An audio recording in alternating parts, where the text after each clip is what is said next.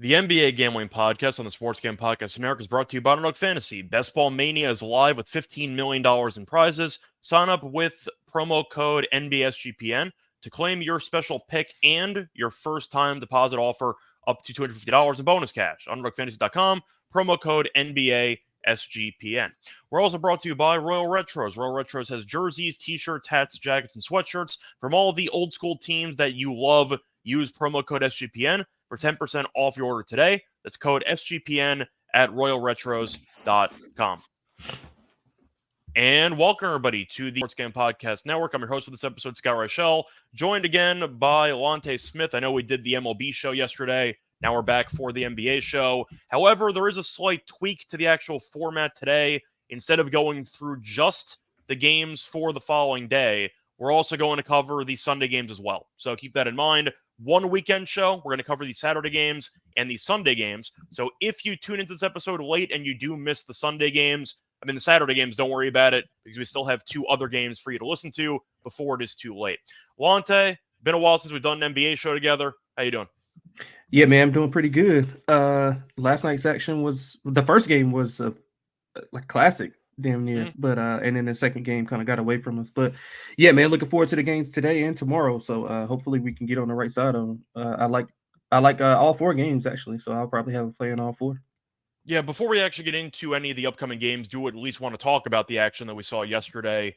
Do you want to start off with the Knicks? Or you want to start off with Denver? We can start off with the Knicks because Denver and Minnesota is pretty straight to the point.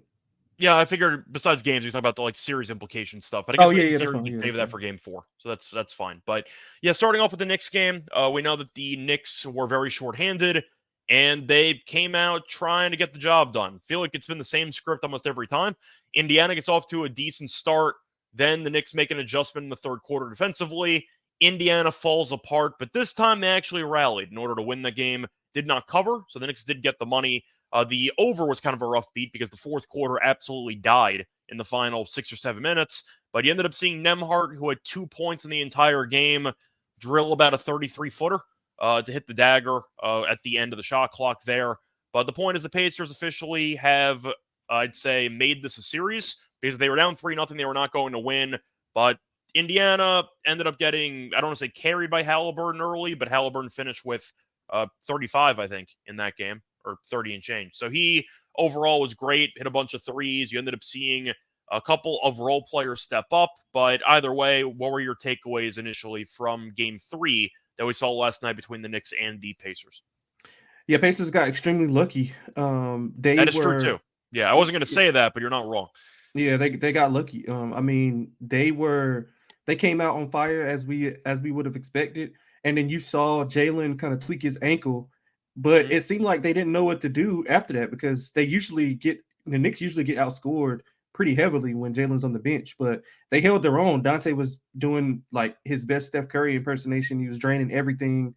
The Pacers offense kind of got stagnant. They were, I don't know if they were just not running because the personnel or they just stopped running and were kind of running half court stuff, which they're better, with the ball movement and the offense flowing. But yeah, they didn't capitalize when Jalen was on the bench. I thought other than Hallie, nobody else was doing anything in the first half. So I thought they were lucky Siakam was in foul trouble. Nembhard couldn't hit anything. Nesmith was pretty much tied up with guarding Brunson. Turner was, he was okay, but outside of that, they didn't have much going on besides Hallie. So I thought they were in big trouble in that first half. And then Jalen came back, and him and Dante shot with 52 of the shots that the Knicks took. So, they're essentially about to lose to 2 people. Hart was doing his rebound stuff, but he wasn't effective offensively. And I think just down the stretch, they kind of got worn out. The Knicks did. After they gained that lead in the third quarter, I thought the Pacers kind of settled in, got to their stuff. But the big story was the Knicks bench. Alec Burke outscored the entire Pacers bench. I think 14 points is what Alec Burke had, and I think the total points for the bench for the Pacers had 14. TJ didn't play great. Obi didn't play great. Shepherd also didn't. They didn't have it, which is odd because they usually play better at home. But I just think that the Pacers got extremely lucky last night. So they can't come out like that tomorrow, or it'll be 3-1 going back to New York, and they'll probably be finished. Yeah, the problem I still have with the Pacers is that defensively, I don't think they're that great, but they only gave up 16 points into the fourth quarter, coincidentally to kill my over. But the point is, the Pacers, I can't even tell if it was great defense in the fourth quarter or if the refs just refused to call anything. Probably a And mix you of also both. had a missed goaltending call. I thought that Yeah. was a goaltend on the Hart layup, which was not called. I will give props to Indiana, though, because in addition to the poor defense, I was calling them out for really poor rebounding. And they did out-rebound the Knicks. So I want to give them props there. They did win the rebounding battle 42-41. Couple of big offensive rebounds late by Miles Turner, which actually helped prolong some possessions. You mentioned how lucky they got at the end of the game. I think it was criminal for Indiana to not burn a timeout there on that final possession that resulted in the Nembhard 3. It's a tie game. You have one shot left, and you have 2 timeouts. Are you taking those home with you? Like, because the timeout's reset in overtime to 2. So I don't know what Carlisle was trying to do because the offense was pretty stagnant for the last couple of minutes. And then you ended up seeing Nembhard bail them out. But I thought that whole final possession was disgusting. And then Nembhard, once again, who had 2 points, which was a layup in the fourth quarter about 2 minutes prior, hit a big-time three-pointer. I believe it was the furthest three-pointer he's ever hit. So Indiana, sometimes you got to get some luck at home. They did. For the Knicks, it's tough to really evaluate if they should be, I'd say, content with where they're at or if they should be annoyed because they missed an opportunity. Because on one hand, you mentioned before that Brunson and DiVincenzo did basically everything for this team offensively. On the other hand, they did shoot roughly 52% from 3, and they still lost. So I feel like you can make an argument the Knicks should be feeling fine and should be feeling a bit annoyed. Probably somewhere in between. I'm assuming you agree with that. Yeah, I mean, I don't know if they'll shoot 52% from 3. I think it'll all balance out in game 4, but they should. I mean, I guess it's somewhere in between, like you mentioned, because they didn't play their best because Hart and then Precious didn't give you much. Hartenstein was kind of a net negative. So I think they were relying on Brunson a little too much. And then I'm surprised they gave him the breaks that they did. I know when he tweaked his ankle, he came back in like nothing was wrong. And he was moving really good. But you can tell, like, on his step backs and especially on his free throws, that he was short. He wasn't getting a lot of lift. I think one free throw, he almost airballed. That was in the final minute or two. He drew a foul like half court on Hallie, and then the first and they one were down. looked like They it were was down gonna be 1. short. Yeah. So I'm worried about Jalen and how because this is every other day now, so he's not getting a ton of rest on that ankle. And I don't think Dante is going to shoot like that for whatever reason. I have no idea why. The Pacers always leave Dante. He's the only guy that can burn you from 3, but they're always helping off of him. I have no idea. He's always getting wide open shots. I have no idea why. I do think part of it's the Knicks' offensive design because they are really trying to overhelp on Brunson on some of these drives. And with that being the case, the defense collapses all the time. You could argue too easily for Indiana, but as a result, you usually have the short corner wide open, and that's usually DiVincenzo. So yeah, I mean, I get it, but that's the one guy who shoots the. It's not a good defensive strategy. Yeah, I'm just saying that's why it keeps happening. Yeah, so yeah, I don't get that. He's always wide. Like if you look at some of his threes, he's always wide open. Always. Yeah, I do want to at least talk for a second about the officiating because Rick Carlisle sent in the 78 calls or whatever the hell you want to call it. Point is, though, clearly what he said had an impact because I did think that the Pacers got a better whistle than the Knicks in that game. The Knicks did attempt more free throws, including the free throws at the end. They ended up outshooting Indiana 22-18 in free throw attempts. But it really did feel like Indiana was getting a couple of calls they weren't getting in the first couple of games, which definitely might have swayed some things, whether it involved some potential moving screens that were called or, et cetera. But I'm assuming you agree it did feel like in some big moments, Indiana actually did get some calls that they probably would not have gotten in game 1 and game 2. You agree with that? Yeah, I think. Yeah, I mean that's to be expected though. After Carlisle sent yes, to be expected. I'm just acknowledging that apparently the Carlisle $35,000 fine was worth it because he got his team some calls. That's kind of I expected that. I didn't, but I mean I thought that the refs were really bad in favor of the Knicks for the first 2 games. And they missed some stuff. They missed some stuff also, but they're not perfect. But I thought that it was really like egregious. The Knicks were getting away. Did you remember the Brunson? He fouled him, but like they went to the monitor and overturned it. Brunson like hit the guy in the face. they went to To this review day, it. I've still never seen a double dribble overturned without actually any type Right. of review at all. Like, But I you know over you Hartenstein didn't actually right, double dribble for a separate right, thing, but right, I just don't remember ever seeing that. They would right, call something and then immediately huddle and change it. I have right. not seen that ever And in my life, and but why they didn't do that with the kickball. yeah. Like, so that's just that. Yeah, the Pacers did get a bad whistle. Now I'm not saying that, every single call went against them, but they did get a bad whistle in games 1 and 2.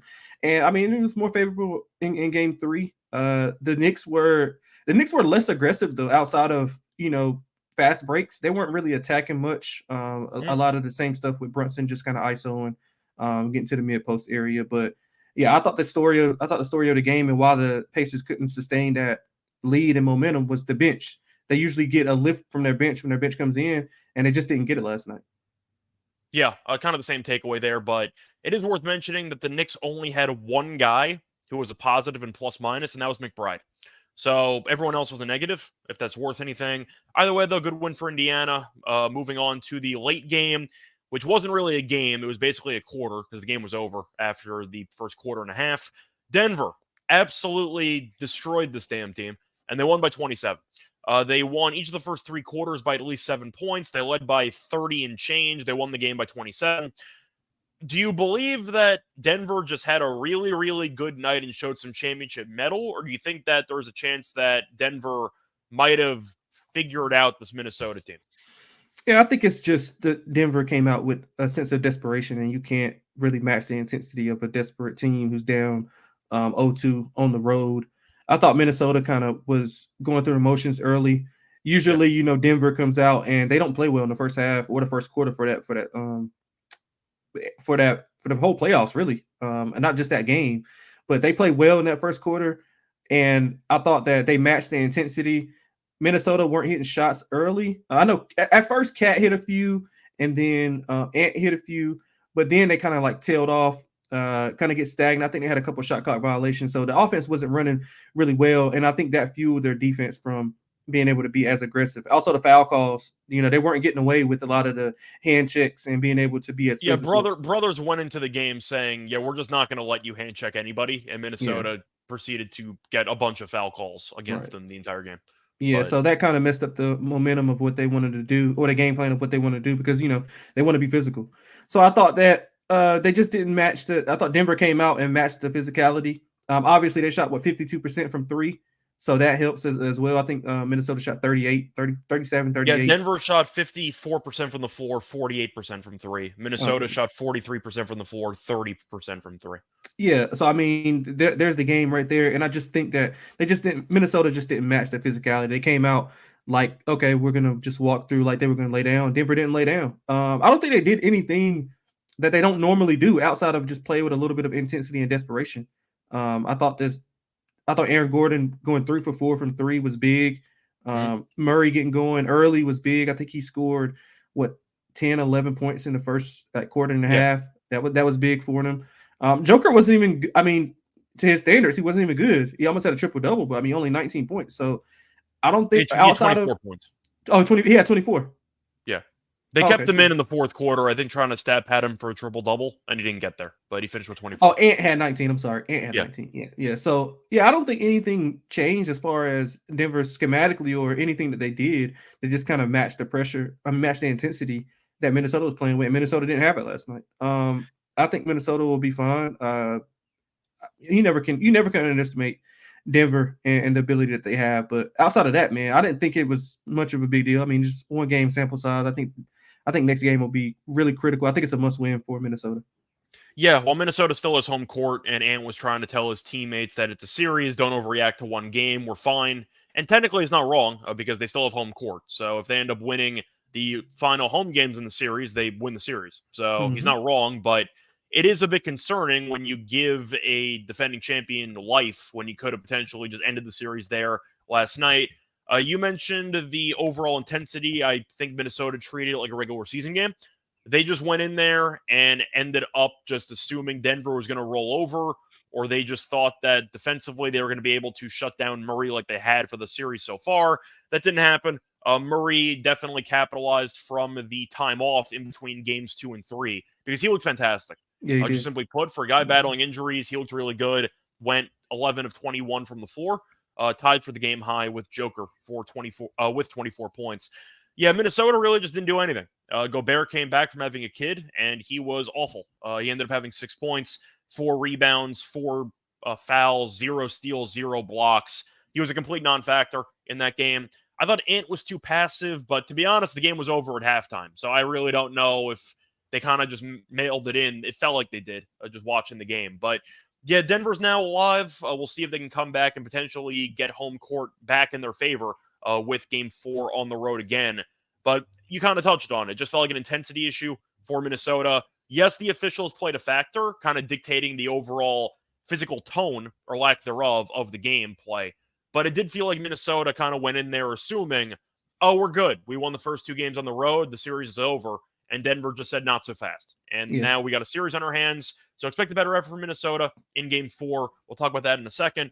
But nothing really else to add from yesterday's games. You want anything else to add, or should we move on?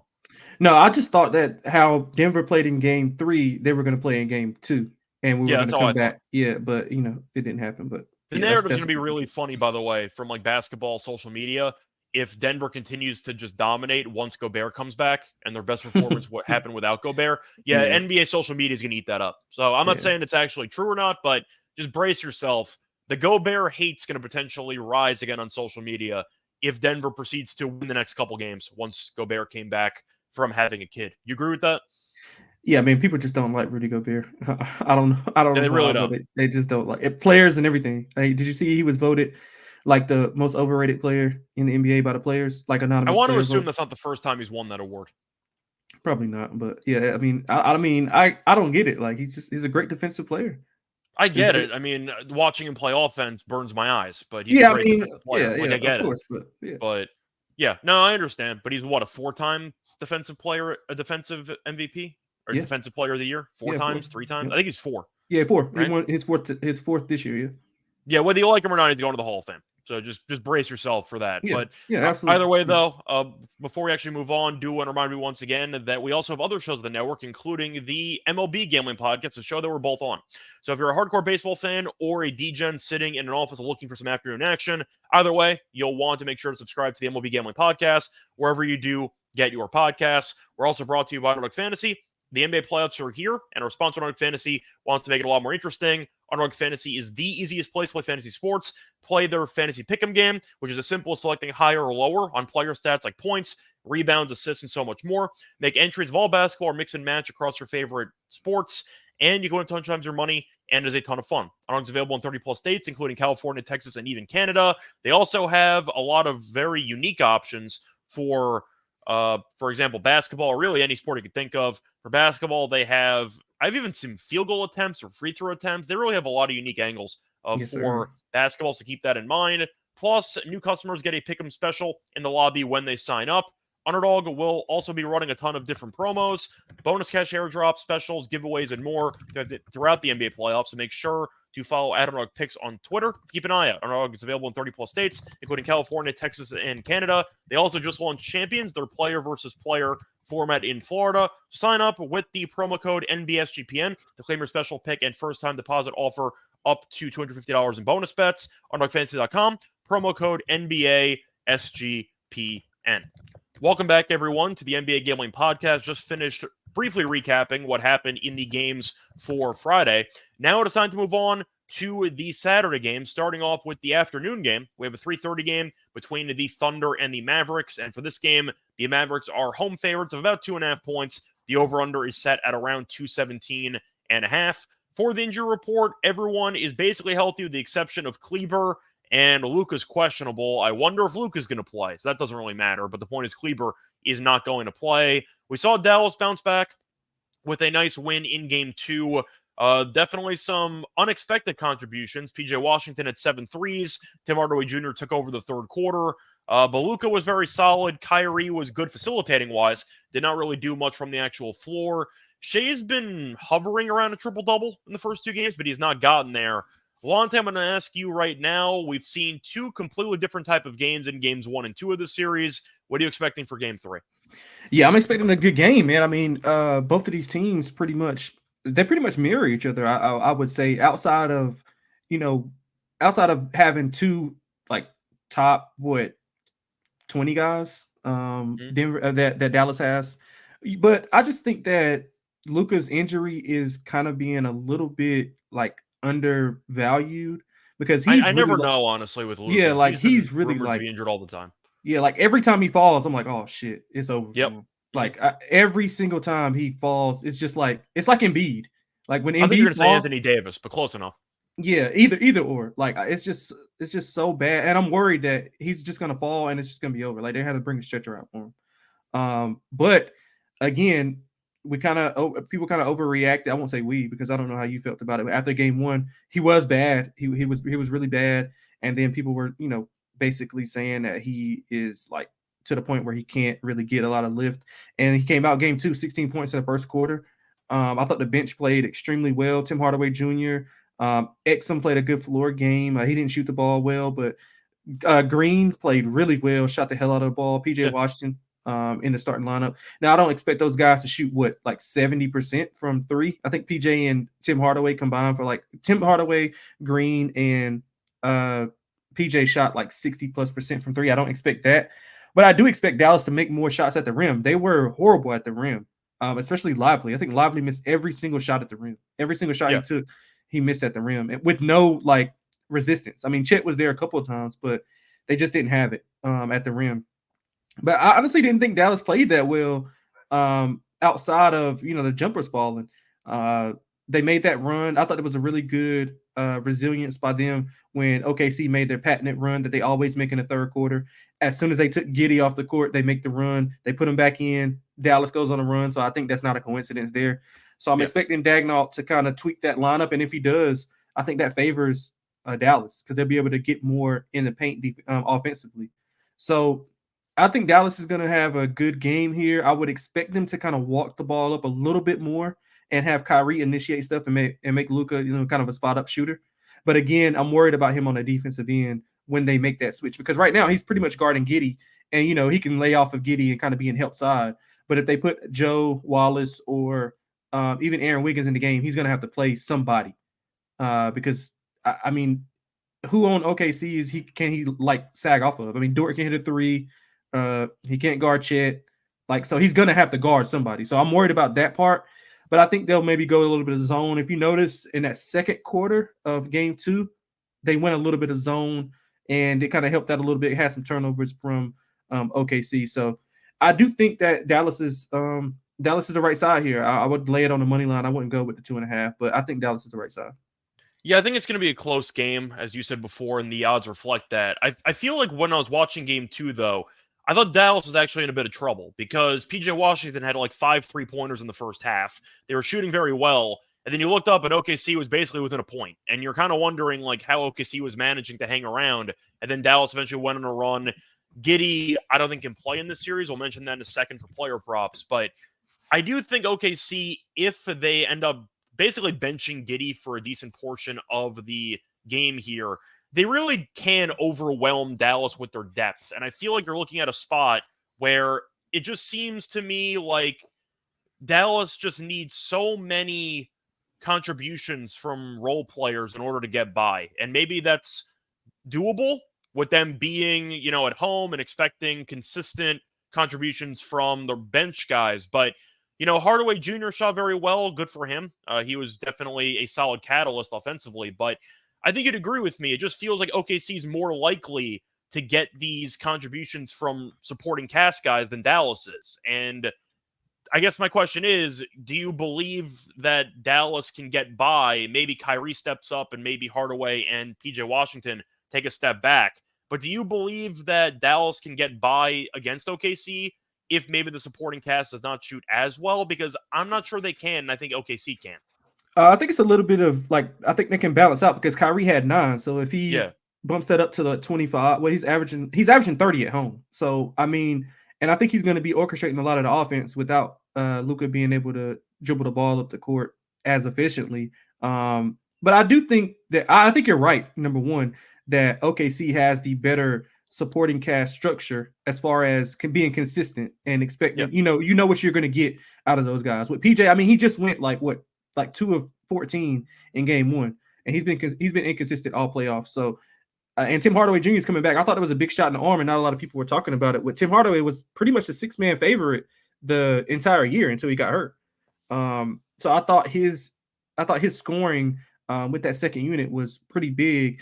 And I mean, I get what you're saying though. You kind of can rely on OKC's bench to do what they do, but again, you got to think like, so if Giddey's on the bench and you put another guy in that starting lineup, like what are you going to get out of those other guys who's, shifting their role up to a few more minutes rather than playing like 11, 12 minutes, they're playing 17, 18 minutes. I mean, that's a big difference. And I mean, I know those guys are good, but this is going to be a high intensity game. So I wonder how they react to that. Yeah, I also am kind of wondering how, I don't know if it's a matter of Kyrie is just being a bit more passive or if OKC has just done a good job guarding him, but it is pretty weird that Kyrie has been kind of a borderline just non-factor in the series so far, and I think we're all expecting him to pick it up at some point. I think for the sake of this game, I think I am going to lean to Dallas at home because initially I had Dallas to win the series. I think it's going to be a competitive series. The series really screams to me like 6 or 7. So I think I'm going to lean to Dallas here. I don't think it's going to be easy, though. The total I do find interesting because we saw a pretty up-tempo game, which definitely plays to OKC's strengths. And Dallas was kind of willing to play a bit faster. Then again, they also just kept hitting a bunch of threes. But I can definitely expect a lower scoring game. And the totals reflect that because we saw game 2 be a very high scoring game. And now the total's at like 217.5. So it seems to me like they're expecting a more half-court based game, maybe a more physical game either way. But the point is, I do think for this game, I'm going to lean under, and I think I am going to lean to Dallas. How do you feel? I know you mentioned Dallas. I'm assuming you're on the under too because you expect more half-court play. Yeah, I do. I expect, especially Dallas, to kind of slow the game down a little bit more and be able to run in the half court and make OKC execute. I think that zone is going to be employed by Jason Kidd a lot to kind of just, you got to hide Luka to some degree, depending on how he looks. Now, I mean, he could come out. I mean, he only had a day off, so I'm not sure how well. It's similar to what Jalen's dealing with. Like, I don't know if that can just heal in one day, you know what I'm saying? Or I don't know how effective he can be in just one day of rest. So, I do think we see a lower pace game here. Dallas has an underrated home court advantage. Their crowd is really, really good. So I expect them to be into it. I just don't expect a lot of pace. I mean, OKC they can run, but I mean they're pretty much a methodical team. They want to run their stuff in the half court. So I do think both defenses come to play. And if Luka is compromised, then of course we're going to see some another low scoring game. So I think we get under this number. Yeah, as for player props, though, I'll start off with what's worked so far for me. I'll go back to Dort under in points. He was close in game 2. I know he had a breakaway that was called back for a backcourt violation, which I don't know if I actually agree with. Besides that, though, he also ended up having 8 points. He got fouled, but they ended up overturning it on the block, which it was a block. But the point is, the point total's been dropped from 10.5 to 9.5. I still don't mind that he's gone under in the first 2 games. Foul trouble is always a concern because he's guarding Luka, and we do know he's not exactly a focal point of this offense. So I don't mind his unders. I talked about Giddey before. I just don't know how he can see the floor in this series. It just feels like a really bad series for him. So I'm assuming you agree that Giddey unders is probably worth a serious consideration here. Yeah, what is it, 9.5? So let me check. Dort was at 9.5. I have to quickly pull up Giddey. Giddey is currently set at 6.5 for points. I don't know how much he'll play though. He only played like 11 minutes in that second half, if I'm not mistaken. It might have been 11 minutes too many, to be honest. Yeah, probably it probably was. But yeah, I agree with you. I've been taking numbers though. If I was going to take an under on Giddey, it probably would be PRA because if I'm just picking less playing time, then he's just not going to rack up the rebounds or the assists in this matchup. But looking at Giddey's numbers, he played 11 minutes total in the game, and he was a negative 20. Yeah. So I don't mind Giddey PRA unders. I just don't think it's a good spot for him. I just want to quickly see what that number would be for PRA. Sorry, let me just quickly pull that up. But I can guarantee you he was not close to that in game 2. Yeah, I'm assuming PRA is 12.5. Oh, wow. 12.5. That's 12.5. But, I mean... He had 2 rebounds, 0 assists. So, yeah, I'm not going to, make a case for the over. I think Giddey's going under. But You have anything else for that or no? Yeah, I've been taking Dort and Giddy under all series. I'm probably going to keep. I'm probably going to keep betting on Dort just because he's expending so much energy on Kyrie and Luka, mostly Luka, and it's kind of wearing him down. You can see his shot being short. I love Kyrie over 22.5. I love him. I love his rebounds. His assists. Like I think it's a Kyrie game today. Like I said, he's averaging 30 at home, 30, 40, and 29, if I'm not mistaken, at home in the playoffs. He's shooting the ball extremely well, 38%. He's not getting to the line as much, but I think when he's getting into the paint, he's looking for the kick out because they're collapsing, or he's looking for the lob. Now, if Lively could finish and Gafford could finish a little bit more, then he probably has like 16, 17 assists in that game. So I think Kyrie has a great game today. On the OKC side, I'm looking for J-Dub to have a good game. He hasn't played well outside of like that third quarter in game 1. He was brilliant, but outside of that, I mean, to his standard, hasn't played really well. So I think J-Dub has a good game, especially with more being put on him if Giddy's not in the lineup, more ball handling and stuff like that. So I do like J-Dub over his points as well. Yeah, I think the last prop I'll mention is going to be Shea. I don't know why his rebounds and assists are set at 12.5. He's had at least 18 in the first 2 games. He had a borderline triple-double in game 1 and game 2. He had 9 rebounds, 9 assists in game 1, 12 rebounds, 8 assists in game 2. 12.5 RA sounds extremely low, and I really don't understand why the line's so low. And furthermore, if you actually want to go for the double-double, it's at plus 290. He just had one in game 2. He was close in game 1. Why would I not want the double-double for Shea here? Yeah, I don't disagree with anything Plus positive. 290 is a crazy price for Shea for double-double. But I think that's going to do it, though, for this game. You have anything else you want to add, or should we move on? No, I don't. It's going to be a good game. Cool. Moving on, reminder, we're also doing the Sunday game, so we're going to try to do these games a bit quicker. You have the Celtics taking on the Cavs. Celtics are about -8. The over-under set at 211.5. We saw the Celtics once again no-show a home game 2, and they got buried. And then I guess Tatum said it wasn't that big of a deal. But the point is, looking at game 3, we already know that Porzingis will be out for the injury report. Besides that, you don't really have any serious injury issues for Cleveland. Jared Allen's questionable every game, so I have no idea if he's going to play or not. We'll see what happens, but his ribs are still bothering him. Lonte, last time we saw this in game 2 of the first series, the Celtics came out and buried Miami on the road in game 3. Do we see a similar story here, or do we think Cleveland can actually make this a series? Yeah, I think they're gonna get buried. I don't even have to spend much time on it. I just think that Cleveland played at the top of their level in game 2. Yeah, Boston didn't hit shots, which I mean it happens. And Boston's that team that if they're not hitting shots, a lot of things go bad for them. They start doing a lot of one-on-one. The ball movement kind of stops. You kind of everybody's watching. They weren't crashing the glass. I thought Peyton Pritchard was actually the only guy who was playing with some energy on the floor, and Derek White was playing with energy. He just couldn't make a shot to save his life, but he was playing with energy. Yeah, but even defensively, I thought White wasn't that good defensively, especially as we know him to be good defensively. Because I think Garland was having a field day on him. It's maybe not scoring like 20 plus points, but he was getting to his spots wherever he wanted to go. And Derek White was kind of I guess he wasn't hitting shots, so his defensive intensity was down. Holiday was bad. Tatum was bad. Like it just was a snowball effect. And I think that obviously they're going to hit shots. I don't think that the 1 game sample size is going to be what they are for the rest of the series. So I think Tatum has a great game, similar to what we saw from him in game 3. Was it game 3 in Miami? I think he had a good game. Yeah, I think so. But either way, I think we see Boston come out first quarter, first half. I think they're going to blow him away. Mitchell obviously is going to do what he does, but I don't think they have enough. You won't see that from Karis LeVert again. I can promise you that. So I'm going to be on his unders as well.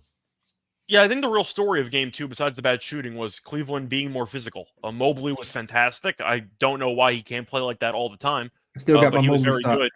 Yeah, he was very good in game 2, and they dominated the boards. Even Tristan Thompson gave the Celtics some problems rebounding-wise, which was kind of bizarre. But I do agree with you. I think Boston kills this team.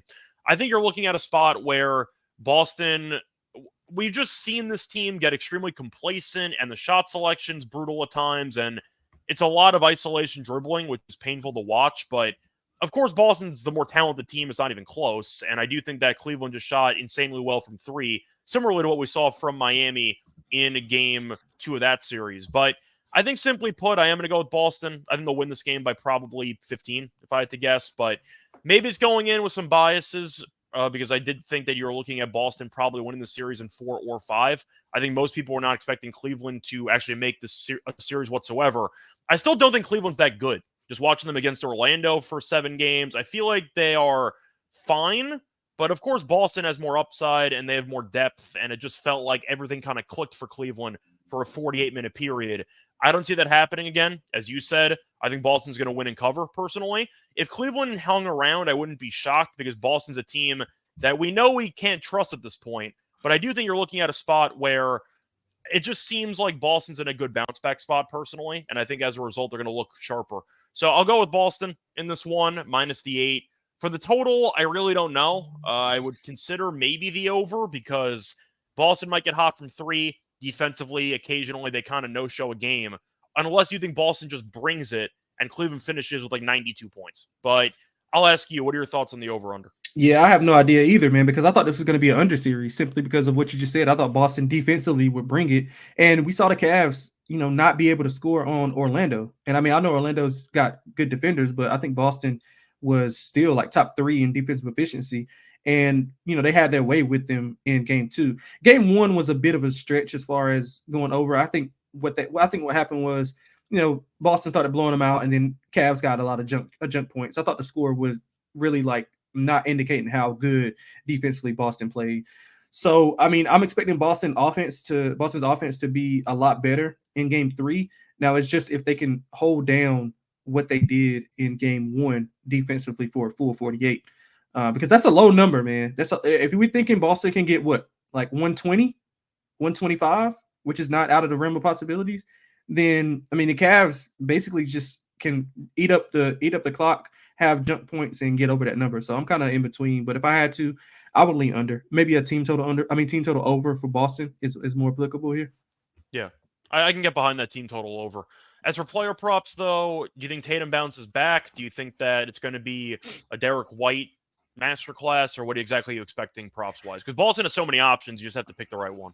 Yeah, that's true. And I think it's Tatum's game tonight. If you want to look, he's been rebounding the hell out of the ball against Cleveland. I think he's averaging 11 rebounds. He didn't get there last game. Yeah, he had 1 rebound in the second half of game 2. Yeah, and I thought that was because I think that pretty much showed the lack of focus and intensity that they had as far as crashing the boards. Because I mean, Evan Mobley is there, but I mean, he's not some like Shaq-like figure. Like Tatum's actually bigger than Evan Mobley. So like, I didn't understand that at all. And with Porzingis being out, I mean, I know Porzingis is not a good rebounder, but he is another big body to kind of take away the other team's opposing center or power forward. So that opens up the lane for Tatum. But I thought he was really, really bad this playoff so far, outside of maybe a game or a half or 2. But I think he bounces back tonight. I'll go over his points and rebounds. I know the chat is not liking Tatum today. I like him, though. I think Tatum has a really good game. I'm thinking he could score 35 plus 35 and, like 12-ish. I think for the sake of the games, I'm going to stick with what's worked for me with Boston, which is just taking unders on Drew Holiday and Al Horford, who I just think are extremely mispriced every game they play. Horford, for example, his points, rebounds, and assists for the game tonight is at 19.5, and the under's minus 102. If you wanted to, you could get 20.5 at like minus 136. He's gone under in 3 straight games against Cleveland, and he's gone under in 10 straight games in general. So even with Porzingis being out, he usually tops out at around 17. We know offensively he's usually not going to give you more than 8 points. I know he had 11 in the last game, but usually around 8 points. The rebounds are fine. He'll usually get you around like 7, maybe 6. But yeah, even the assists are kind of a little bit high just based on his projected impact on this offense. But we know Tatum and Brown, for better or worse, love the ball in their hands. And Horford kind of just stands in the corner and just hopes to get the ball every now and then. But his unders have been very good, and I keep taking them. So give me Horford under 19.5 points, rebounds, and assists. And as for Drew Holiday, at some point, Holiday's going to have to do something offensively. I know that that's not exactly his, claim to fame. He's more known as being a defensive stopper. But offensively, he's been a mess in the series. So if you want to look at Holiday, his points number is at 12.5. The under is like minus 142. He has gone under in 9 of the last 10 games. He's gone under in, he really just has not threatened to go over 12. And the one time he went over, he had 14. So if you wanted to go for Holiday, for example, points, rebounds, and assists as well, That's a 20.5. He has gone under in he's gone under in 10 of the last 20, but I'm trying to just briefly see what else he's done in the series. I mean, he has actually done pretty well at the assists and the rebounding, so it's mostly points for Holiday. But if you wanted to go for a fade on him once again, his points are at 12.5. So if you wanted to go with that approach, maybe Derek White threes, maybe he bounces back. We know that he was phenomenal in the Miami series. The volume will be there for Derek White, so maybe it's a decent buy low spot after he just could not hit a shot to save his life in game 2. But I think it's mostly going to be Horford for me. Maybe if you want to go for Mobley, maybe Mobley has a good game, double-double potentially. So. But I'll keep fading Horford at this point because we know when he's on the court with the starting unit, he's basically the 5th option offensively. So I'll keep fading Horford. You have any thoughts on that?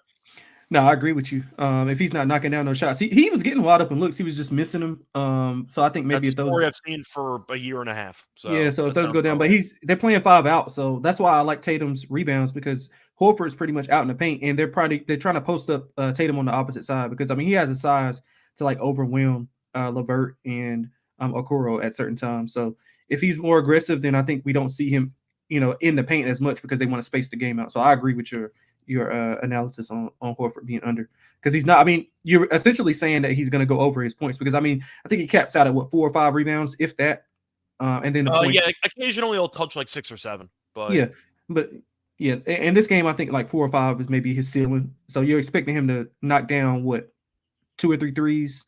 I don't see that happening.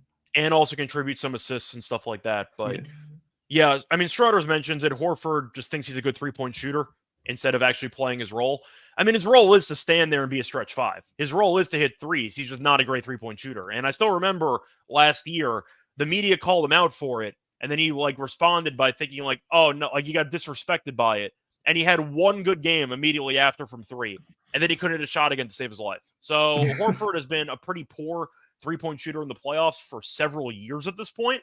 And he still thinks he's a good 3-point shooter, but that's his role. So we'll see what happens, but I don't trust him. Anyway, moving on to the next game on the slate. Before we get into any of that, though, do actually want to remind everyone once again that we are brought to you by Royal Retros, because if you are looking to prove that you know ball, what better way to showcase your old school fandom than with some old school gear from a classic team? Royal Retros has jerseys, t-shirts, hats, jackets, sweatshirts, and more from the vintage sports leagues and teams that you know and love. The Dirty Bird, the Orange Crush, or the Sack Exchange all make for sick jerseys for real fans. Maybe if you want to go for an NBA jersey, you want the Nuggets jersey with the rainbow, with the mountains in the background, you get the point. A lot of very fun retro jerseys, the Dominique Hawks jerseys, a lot of fun options you can choose from. Use promo code SGPN for 10% off your order today. That's code SGPN at royalretros.com to get your 10% off today. We're also brought to you by AG1 supplements, because AG1 is a very, very overall just effective product. I know I had issues with my overall energy levels. People know as a running joke on this network, I used to nap all the time in the afternoon, and that changed once I actually found AG1, because AG1 does have a lot of really, I'd say, solid benefits. They have a lot of solid chemicals and overall minerals and vitamins that give you the energy that you need. I had a hard time focusing. I also, once again, needed energy, and I did notice a serious difference in my daily health. That's because AG1 is a foundational nutrition supplement that supports your body's universal needs like gut optimization, stress management, and immune support. Since 2010, AG1 has led the future of foundation nutrition, continuously refining their formula to create a smarter, better way to elevate your baseline health. And not only did I replace my multivitamin with AG1, but I also love that every scoop includes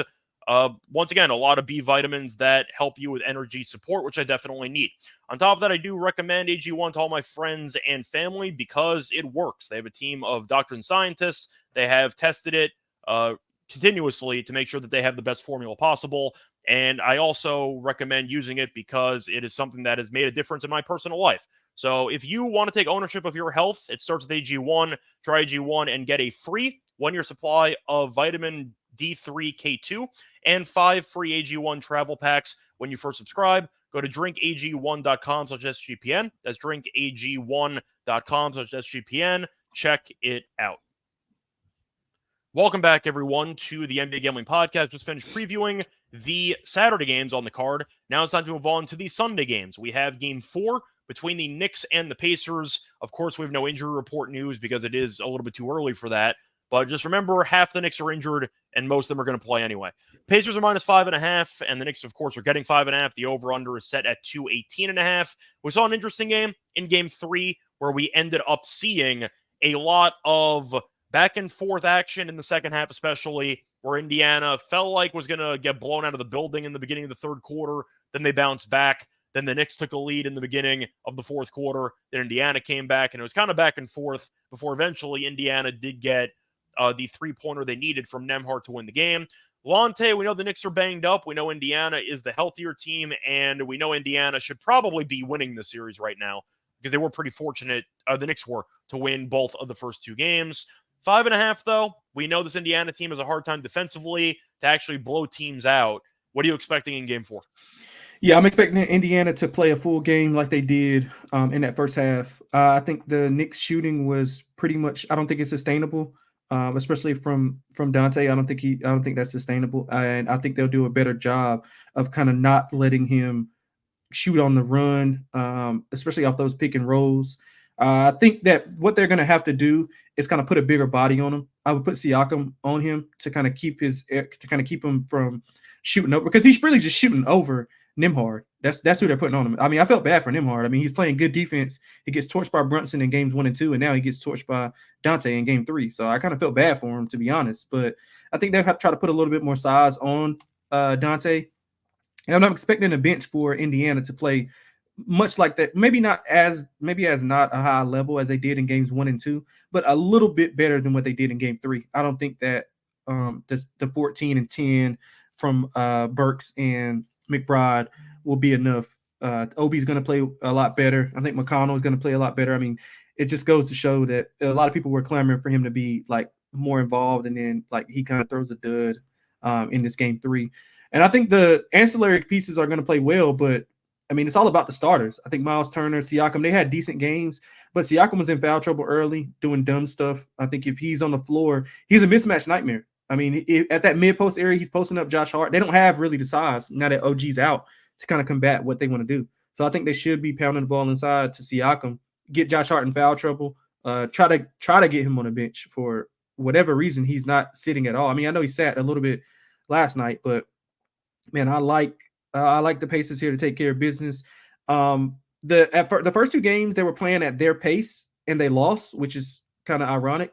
And now the game 3 was played at the Knicks pace and they won. So I think they've showed the ability to be able to adapt and play either style. So I think they come out and I think they bury the Knicks in game 4. Yeah, I feel like even though I was on the Knicks in game 3, it was mostly because I might have underestimated how injured Brunson actually was, and I got away with it. Brunson did not look great. And I don't even mean the three-point flail job at the end on the final possession to try to draw the foul, which was a brutal decision in hindsight. Brunson addressed it. It's a mistake. He'll learn from it. It is what it is. Point is, though, if Brunson's not able to fully carry this team offensively, DiVincenzo gave you 35. We both don't see that happening again. I just question how many offensive options the Knicks actually have if Brunson and DiVincenzo aren't basically carrying them with outside shooting. Because Josh Hart had a lot of line drives to the rim, and that worked out well in the first couple games. I think Achua is a terrible offensive player. I've said this multiple times. Anunoby was great in the first couple games, and that gave them floor spacing. We know Achua can't shoot, so that kind of ruins the spacing. Burks gave them good minutes, which I'm assuming is fluky. I know Terrell will tell you it's fluky, but who knows? Maybe Burks will have a series in this one. But I do think Indiana's in line to actually even up the series, and I think they actually can win this game by margin. If they just clean up on some of the dumb mistakes, and they actually don't let the Knicks go on a run in the third quarter, they could win this game by double digits. The Knicks have had a lot of success in the third quarters of the series because they kind of flip a switch defensively, and Indiana takes a ton of time to actually make adjustments. Now, luckily for them, they mentally recovered from that, and they managed to win game 3. I think you might agree with me when the Knicks went up 8 or so. I thought the game was over because I thought just Indiana gave their best punch and New York took it, and I thought they were going to roll over again. Yeah, they I didn't, agree. though. So they showed some overall resolve. They showed some mental toughness, and I think they built some confidence. Now, the question is, do the Knicks actually make some adjustments on Halliburton because he has gone from being a complete non-factor to having back-to-back monster games with 35-plus points, and you're looking at Siakam, who was great. He actually made his free throws for once. He was 9 of 14 from the floor. Turner was solid as well. I think the Pacers have a lot of matchup problems for the Knicks. And yes, the bench was really bad last game. We've seen them excel in games 1 and 2. I do think that the Pacers can exploit some defensive weaknesses the Knicks have now with Anunoby being out. And I know Achua is not a bad defensive player per se. He's nowhere near as good or athletic as Anunoby is. And Terrell talked about it. Terrell mentioned on the show yesterday that the Knicks defense without Anunoby is significantly worse. So I do think Indiana, if I had to guess, probably covers. I think it might be close for a half. I think Indiana's going to go on a run at some point. Maybe the officiating will be a factor once again. But I do think Indiana probably wins this game by 9. If I had to guess, 9 to 15, somewhere in that realm. The Knicks are in trouble. I'm not going to tell you they're going to lose the series, but when you're this compromised physically and your coach is expecting you to play 45 plus minutes every game, I have a hard time relying on you because if Brunson has an off game, like we saw in game 3, the Knicks are in serious trouble. And Brunson has a hand issue. He's got a foot issue. He rolled his ankle again in game 3. He's kind of just trying to figure out a way to, stay effective on the court, but you could tell he looked slow out there. And a lot of his shots were short throughout the course of that game, including the free throw at the end, where he went 1 of 2 and he split those. But I'm going to lean to Indiana here. I think Indiana's actually live to maybe even win the series and make it very interesting. But I think Indiana's in a good spot to win game 4. Couldn't agree more with you. Yeah, and to piggyback off your OG point, you and Terrell, 14 points better is their defense with OG on the court. Yeah. FR's defensive rating. I mean, per 100. And it's noticeable. The fourth quarter defense was fine on paper. They did foul a bit too much, but I'm really not an Achua guy. I understand that he gives you energy and he can occasionally block some shots, but it does feel like he's a little bit out of position quite often, and I feel like he kind of can lose focus on some possessions that allow some open shooters. But it's also about offensive spacing with Achua because he really gives you no spacing at all. So you put him and Hartenstein together. I know Hartenstein can do the occasional running floater in the lane or maybe a dunk or so, but for the most part, I don't want to say you're running 3-on-5 offensively, but your floor spacing is an issue with Achua on the floor. And I don't know what other adjustments you can make because you don't really have many other guys unless you take Achua off and maybe you end up giving McBride more minutes. But I don't know. I think Achua is actually just not a good fit for the series. Agree or disagree? Yeah, I agree. Spacing wise, it's just terrible. They do kind of exploit the double drag screen with Hartenstein and him, so it's kind of hard for those guys to get over both of those screens. But again, I mean, outside of that, like they're putting him in a ton of pick and rolls. They're opening up the lane for those driving lanes. And I think with Pascal being in the post a lot more in the second half, we saw how easier it was for Indiana's offense to flow. But I do think that spacing is. He was very efficient in the second half of that game. Yeah, so I think that spacing, like you mentioned, is really bad for the Knicks. And if you bring in McBride, I mean, defensive liability is an understatement. Like those guards can post him up and get what they want on the interior. So yeah, I think the Knicks are in a tough spot. Unless Josh Hart has one of those games like he did in game 1 and 2, where he's playing really well offensively. We all know he's going to rebound the ball. I mean, that's just a given. But offensively, if he doesn't have much, I mean, he's your third option pretty much. So, I mean, just think about that. Josh Hart is your third option. He's not an offensive guy. So, yeah. But I think for the sake of this game, I am going to lean to the over. It is pretty tricky, actually, because the Knicks shot that well from 3 and the game still went under. You had one quarter with 70-plus points. I am wondering if Indiana is going to try to play fast. Because they should. I think they should, but they won the one game. They didn't play that fast late. But that's true. That's why I'm kind of confused by it. But the game was flying over. Then you had 42 points in the fourth quarter. So I'm going to lean over. I feel like this is a bit of an overreaction to what we saw in that last quarter. And I think that this total's a bit low. So I'm going to lean to the over in this game. For the actual player props, I'll go first. Give me Josh Hart rebounds at 12.5. That's an auto play. I'm not going to reinvent the wheel. He had 18 rebounds last game. He's my favorite role player in the league. I'm not going to overthink this one. So, yeah, I'll go with Josh Hart rebounds. I do like Siakam. I don't expect Haliburton to go for 30-plus points again, but I definitely expect Siakam to have success in the paint, and I do think that he can go over this number easily if he actually hits his free throws, and he went 7 of 9. So hopefully, confidence-wise, he will stop having the yips at the free throw line. But Siakam points in this game, I think, is a pretty low number, actually. His points are set at 21.5.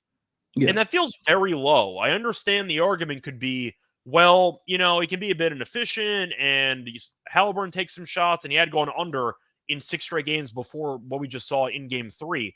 But the point is, with Anunoby being out, the Knicks really don't have a matchup for him, and I think that he's in line for a good showing here. So I like Siakam to go over. I think 21.5 is too low. I think he's in a good spot to exploit either Achua or maybe Hardenstein on some pick and rolls, but I like Siakam over. You? Yeah, I love Siakam over for everything you just said. I also like Haliburton over 8.5 assists. I think his assists is a little bit too low. Now, he hasn't had double-digit assists since, I think, Game 6 of Milwaukee. So in this series, he hasn't had double. I think he has 6 and 8, if I'm not mistaken. So I think he comes out, gets those other guys involved, running a lot more. If you notice, like, he's not bringing the ball up a lot. He's kind of playing off ball, kind of initiating. Using them hard mostly for that. Yeah, they're kind of initiating their secondary offense. Whoever Jalen's on, I think they're allowing to bring the ball up, trying to make him guard, which is a smart idea. But I think Haliburton will have the ball in his hands a little bit more tomorrow. I think he has a double-digit assist game. I know Drew was in the chat mentioned a double-double. I love that as well. But I think those big three for Indiana have big games. So I'm going with Miles Turner. I think 17.5 is his points. He played really well in that second quarter on. He didn't have a good first quarter. If he can stop shooting those like dumb fadeaway shots and just shoot the ball when he's open, I think he's a pretty good shooter. And he does finish around the rim aggressively. So I think those assists will come from Tyrese. So I'm going Tyrese over 8.5 assists. Miles Turner over 17.5 points. And I love Pascal over 21.5 as long as he can stay out of foul trouble. Because that's been his issue the past few games, foul trouble.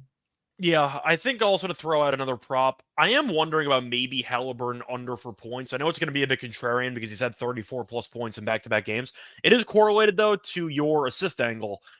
I am wondering, since Thibodeau is viewed as being a defensive coach, he's got to make some adjustments. And the main adjustment is we can't let Haliburton kill us from 3. Haliburton was getting whatever shot he wanted for the majority of that game. Haliburton had 35 points with 1 free throw. That's due for some regression, as far as I'm concerned. So maybe if you want to go for that type of correlation, maybe a Haliburton like 18 and 12 game, something like that. I think he's going to have an impact on this game. But I think if you're talking about what Thibodeau adjustments he's going to make, I think a lot of it's going to be handling Haliburton because Haliburton got to whatever spot he wanted, and it felt like the Knicks lost containment a lot. Mm-hmm. It felt like after game 1, the Knicks kind of decided we're going to dare Haliburton to beat us with his jump shot. And I don't hate that philosophy, but it didn't work. Back-to-back games, Haliburton ended up killing them. They got away with it in Game 2. Game 3, not so much. I am expecting Thibodeau to have a much better game plan for Haliburton in particular to try to force other guys to beat them, and I think that in hand will work well with Siakam. So that's kind of the script we're going for, which I think we both agree on. So, yes, sir. Absolutely. Anything else you want to add, or should we move on to the next game? No, that's it. I'm tempted to be contrarian like you and take Dante under. I think they'll do a better job on him, but I haven't pulled the trigger yet, so I won't give it out. But I'm leaning that way. I was thinking of maybe copying Terrell's lock from the show yesterday, which was going for Hardenstein points, rebounds, and assists under, which got there. I think it was at 27.5 yesterday and ended up at 19. It's at 24.5 today. He had a monster game 2, but besides that, he's gone under in a lot of the other games recently. He's gone under in 5 of the last 7. In the head-to-head, he has gone under this number in 7 of the last 9. So maybe if you want to go back to Hardenstein under for points, rebounds, and assists, I don't hate that. So keep that in mind as another potential option. Moving on, though, to the next game, which is Game 4, the final game of the episode between the Nuggets and the Timberwolves. Same exact lines, basically, as Game 3. Timberwolves are laying 3.5, and the over-under set at 204.5. First 2 games, Minnesota kind of dominated. Then we saw Game 3, and Denver dominated. Lonte, I'm sure we're expecting a better effort from Minnesota, but are we picking them to actually win the game and go up 3-1? Yep, absolutely. I think Minnesota comes out and they play. Obviously, it doesn't take much to play better, but their intensity. I mean, you never they're like the Knicks. I mean, you never have to question their intensity. If you beat them, they're just gonna you're just a better team that night. I don't think intensity is ever the question, but last night that was in question. They didn't play with a lot of intensity, a lot of heart. I thought they were stagnant offensively, and I think the refs had a lot to do with it. Not saying that they called a bad game, but I'm just saying they limited it to physicality that they could play with, which kind of altered what they want to do because that's what they do. They would play physical, they get in your chest, and they weren't able to do that last night. So I think they adjust. I think that Ant Edwards has a really, really good game tomorrow, and he carries his team to a 3-1 lead. And while I think that you can't really make a lot of money betting this series unless you're gonna bet Denver to win, I think you can bet Minnesota in 6 and get a nice payout. I think they go back to Denver up 3-1. Denver wins. They come back and they finish them off in Minnesota. So I like Minnesota tomorrow to win by 6 or 7 points here. I think the defense will pick up. Rudy will be better. I mean, not having a block and steal. How many times has he done that this year? Not many. I'm pretty sure. Not many. So I think the Denver was plus 16 points in the paint, if I'm not mistaken. So I think they'll be better off defensively. I think the offense will come. So I like Minnesota, low scoring game. I think we get a old school 90s type of game, high 90s at best, and that favors Minnesota. So I like Minnesota to cover the game.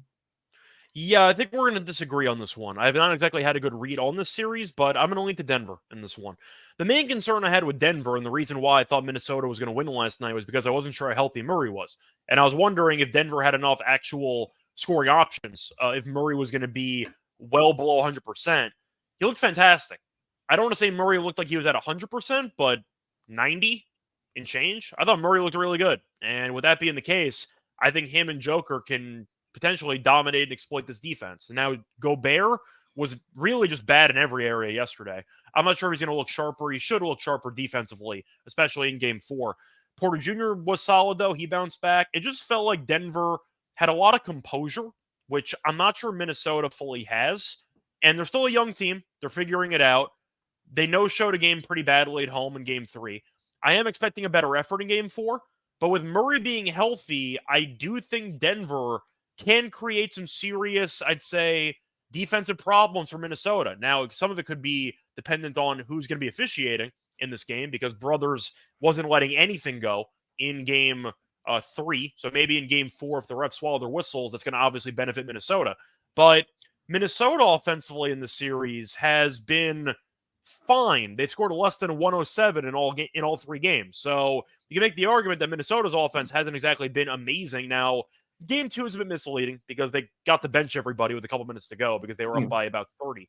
But I do think Denver is definitely live to win this. And I think Denver, with the amount of experience and really just Murray's health, I really think Denver can pull this off. I'm not saying they're going to win 4 straight games, but if Denver even won in 6, I wouldn't be shocked. The series might go 7. It might be just an absolute war. If Denver goes down 3-1 and they lose this game on Sunday, I really might be tempted to bet Denver to win the series, down 3-1. They've done it twice before. It was in the bubble. I'm aware of that, but that still counts. I think the series has a shot to go 7. I think Denver's alive to win the series. So if Denver does lose this game and I'm wrong, I might, depending on price, take a flyer on Denver to win the series down 3-1. So we'll see what happens, but I might dare the young team to close it out. We saw a young team, I don't want to say panic, but they gave a terrible response in a game they probably should have had in game 3, and they just decided, you know what, we're fine, and they were not, as they got buried. So we'll see what happens in game 4. Give me Denver to just showcase their overall, I'd say, mental toughness and to find a way to win this game and to re-steal a home court advantage in this series. But either way, looking at any potential player props, by the way, over-under, I'm assuming you're on the under? Yeah, I think it's gonna be a slow, grounded out type of game. That's how Minnesota wants to play. It wasn't even a lot of pace in the game last night. It's just that Denver was efficient in what they were doing, and they played a lot better on the defensive end, which is one of the underrated things about them. They play really good defense when they're locked in. A lot of that had to do with Minnesota taking contested shots. They had a couple shot clock violations early on, which kind of got them out of rhythm. But yeah, I think it's going to be a low scoring game. Maybe both teams score low 100s, but I'm thinking high 90s is going to be the ceiling for what they score. Yeah, I think for this game, if I was going to lean to the under, I think I'd rather potentially take a Minnesota team total under. Because Minnesota scored less than 107 in every game. They scored 90 points in game 3. I know that they basically no-showed the game, but I feel like when you're looking at a team total of around like 104, 103 and a half, I just feel like this game might feature two teams not reaching 100 points. They might kill each other. They might not. But if Denver's going to win this game, I think their defense has to dominate. And I think we ended up seeing that in game 3. So people are going to talk a lot about Joker and Murray and how Minnesota's defense was able to clamp down Denver. If Denver's going to win this game, though, they have to contain Edwards. They have to contain Cat. And they, I feel like, did a very good job of that in most of the games in the series. And the issue is the offense. But if Murray's healthy, which he looked like in game 3, the offensive concerns kind of go away. And I think Murray just looked very, very compromised in the first 2 games. So instead of focusing on Denver's offense against Minnesota's defense, I'm going to actually focus on Minnesota's offense, which was a concern of mine entering the playoffs. And Denver's done a pretty good job so far in the series of actually limiting Minnesota offensively. So I'm going to go with the team total under for Minnesota. I think Minnesota can win this game while going under 103.5. So I think there's a couple ways to get there. So given the team total under for Minnesota, I would lean to the under in general for this game. However, my favorite play for the total is the first half under. The first half under has been incredible in the series, and I mentioned it as my runner-up play for the lock. In hindsight, I wish I gave it out as my lock for the show yesterday. You have not gotten the first half in the series reaching 100 points. It just has not happened. These totals have landed in the 80s or the 90s. So you have seen a very ugly first 24 minutes of each of these 3 games. I'll run it back again. Give me the first half under in this matchup. But you have anything else you want to talk about, or should we move on to props? No, that's a good angle. I'll be on that too. Yeah, that's a good angle. Yeah, I have nothing else though. Okay, moving on to the actual props for this game. Lonte, I'm going to let you go first. You're expecting Edwards to have a big game. The question is, do you want the points? What is your, I'd say, main script for this game, player prop-wise? Yeah, so I think Ant has a good game. Like 27.5, I think is a good solid number. So I won't mess with that. But I think Naz Reid also off the bench, his energy off the bench is going to be contagious when he comes in, especially when he plays with the starting unit when they don't have Rudy on the floor. Like when they go a little bit, I guess, quote unquote smaller, when they have Cat at the 5 and Naz at the 4 with Ant and Conley on the floor as well with them. So I think that he'll be able to hit a few shots. He was bad last game. So 13.5 points and rebounds is what I'm looking at for Naz. The aggression is going to be there. Denver obviously doesn't have a bench. Now they played well last night. Braun and Jackson played decent last night. But I think Naz, they don't have an answer for Naz regardless of who they're playing. So I think Naz has a big game. So I'm going over 13.5 points and rebounds. That's at plus money as well. So you can get more bang for your buck there. If you like his points as well, I mean, I think that's fine. But I think he has a good chance to have maybe a 12-6 type of game. Yeah, I'm trying to think of other guys I want to potentially fade. I'm thinking of maybe Jaden McDaniels at 9.5. I know he's had a couple of good games in the playoffs. He had 25 in that one random outlier game against Phoenix. Did have 10 points in the game yesterday. But if I'm picking Denver to win the game, then that means I'm expecting Minnesota supporting cast to really not do much in this game. And McDaniel spends so much energy defensively. He also only played 21 minutes. I'm aware that some of that had to do with the actual script of the game because they were getting blown out. But if he's going to be getting the Murray assignment, he might have to expend a lot of energy defensively. And offensively, he mostly just stands around and tries to shoot threes. And he has not made a three-pointer in 3 straight games. So if I'm picking him to potentially not do much from the outside, then I think that his points might be a bit high. If you actually wanted a prop that's going to be a massive sweat the entire game, if you want to go for the under on 3-pointers for McDaniels, the under half a 3 is at plus 122. He's made 0 threes in 3 straight games, 0 threes in 4 or 5. So, and he's attempted less than 3 threes in 3 straight games. So if you want to go for a bit of a hot take there, I don't mind a plus 122 angle on McDaniels to basically be a non-factor from the outside. I think if I was looking for anybody else, Murray, I think is worth a look, maybe points-wise. I think Murray is just going to have the volume, and he looks very healthy in Game 3. So that might be worth consideration. Gobert, I probably want the under 4 on points. Yeah, I just don't think Gobert is going to do anything offensively for this team. And I want to quickly look at his actual numbers for the last couple games of this series. He's had less than 10 points in each of the last 3 games, including the final game against Phoenix, 6 points in Game 1 against Denver, 6 points in game 3 against Denver. We know he only scores via dunk. He's not a great free throw shooter. He's improved in that area, but he's still not a great, free throw shooter in general. And he has no offensive talent. So I think if Denver's willing to clog the middle and dare McDaniels and company to hit outside shots, Gobert can't manufacture his own offense. And one thing Denver's actually done very well at defensively so far in this series, they really have not allowed any lobs. They've done a very good job of vertical defense, preventing any easy lobs to Gobert. They've stayed composed. They've stayed with their men. And they really have not lost containment on some of these Gobert possessions where he might get a couple offensive rebounds and a putback. That might happen every now and then. But I like Gobert under on points. He's had less than 7 in both games that he's played in this series, and his line's at 11.5. So I like Gobert under for points. You? Yeah, I'm with you on that, on the Gobert under. I like the McDaniels angle as well. I think that we see. I'm gonna be on a lot of unders here because I'm expecting pretty much a rock fight of a game. Yeah. So I'm staying away from the top guys going over and just gonna. If this game goes under, Gobert's not scoring 12 points. Like I just don't see that happening. Yeah, so. I agree, and I can say the same thing about like Aaron Gordon. I think he'll go under that 11.5, or that pretty much the same logic as you just laid out. Yeah. But anyway, anything else you want to add, or should we move on to the lock? No, that's good. No, that's good. We already right at that hour, so yeah. Cool. So we got the ad reads out of the way. Now it's time for the lock and dog picks. Lonte, I'm going to let you go first. What is your lock and dog for the show? Yeah, I'm going to go 2 player props. I'm going to go with the lock, Kyrie Irving over 22.5. Mentioned it earlier, one of my favorite plays of the weekend. I think he's going to have a lot more offensive success here.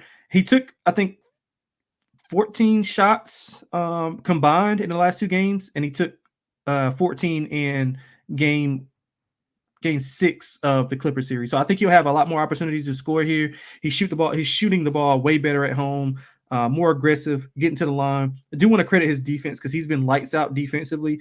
He's been guarding Jalen Williams, J-Dub, and he's been pretty much switching off on Shea at certain times of the game. So I think he's not getting enough credit for what he's doing defensively.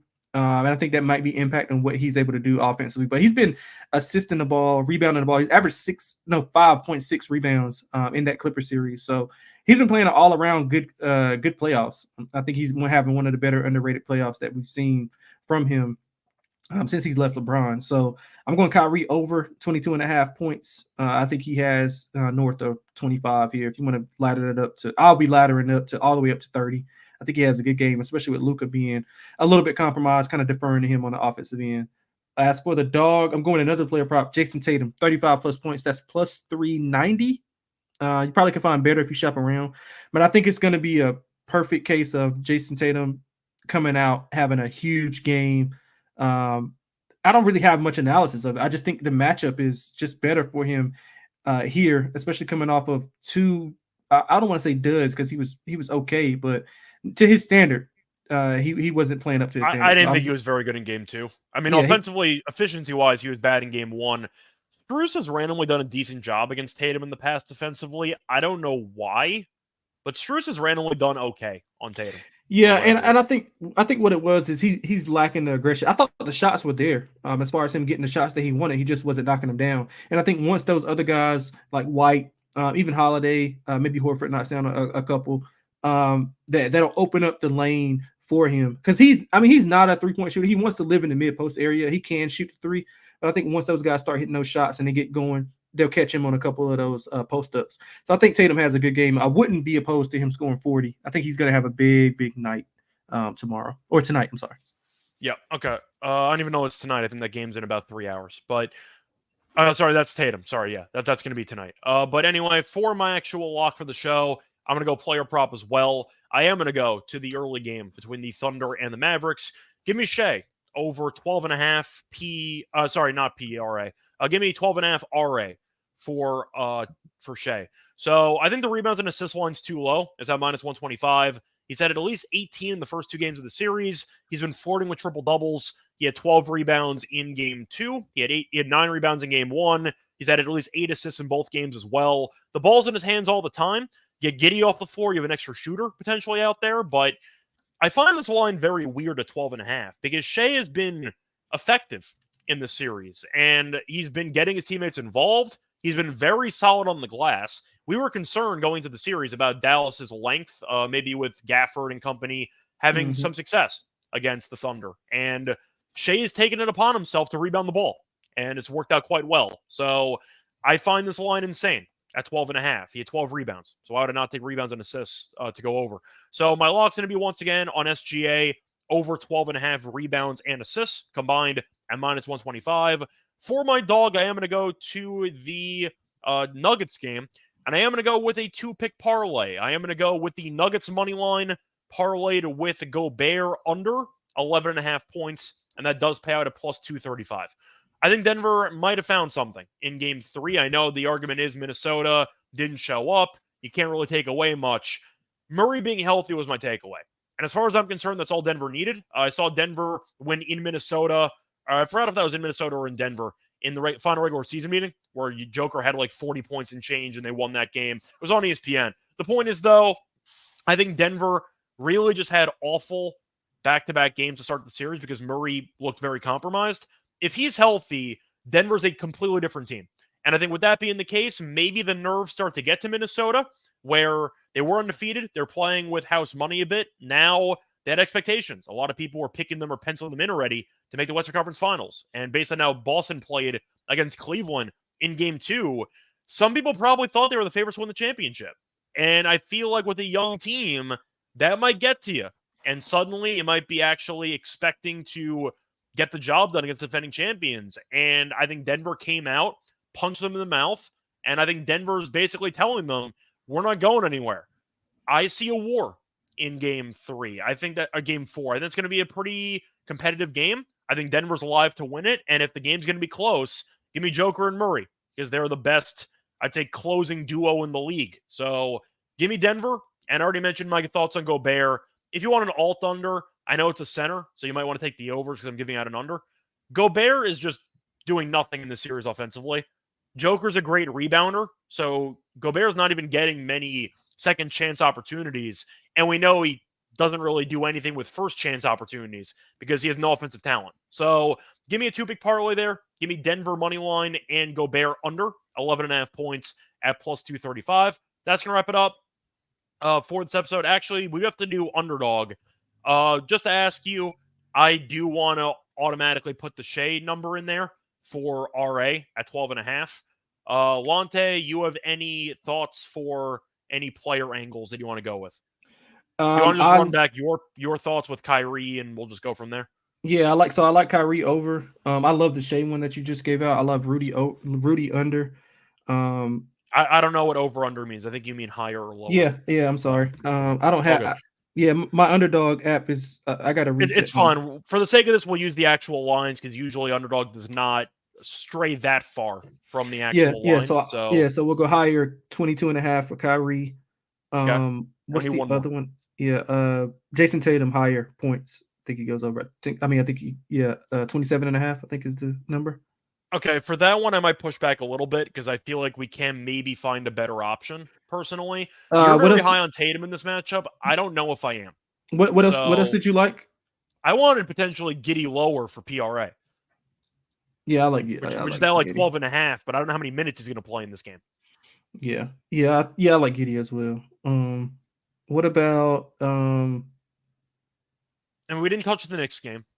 We can go back to Hart rebounds at 12.5 if you just want to take what's been. Yeah, I think that's pretty much free money. Yeah. All right. So for the entry, once again, we're going to go with Shea higher, 12.5 rebounds and assists. We're going to go with Josh Hart higher, 12.5 rebounds, and we're also going to go with Kyrie. You said 22.5. Yeah, that's what the number points. Was. Yeah, so I'll take the higher on Kyrie too.